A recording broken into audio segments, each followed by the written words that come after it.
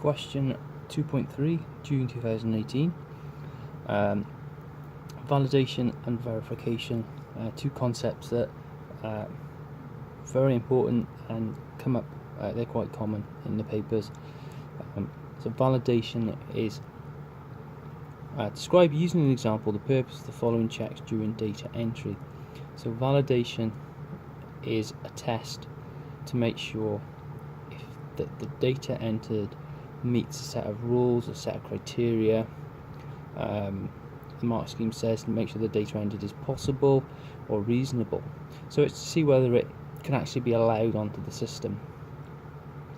Some of the examples we've looked at are a range check to see if the data is between set values, a type check to see if the data is a certain data type, for example, is it an integer, and then a very common one is a presence check. Is there data there? Okay, so it only asks for an example. Verification is a way of checking data input is the same as what you expected or what you were supposed to input. So there are things that you can't validate.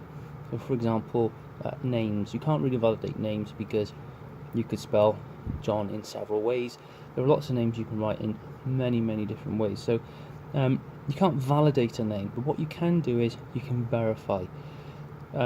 Ways that you can verify it: you could display it back on the screen to the person that typed it in and say, look, is this correct?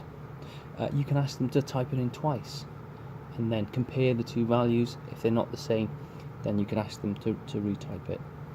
Okay, so that's validation and verification. Thank you.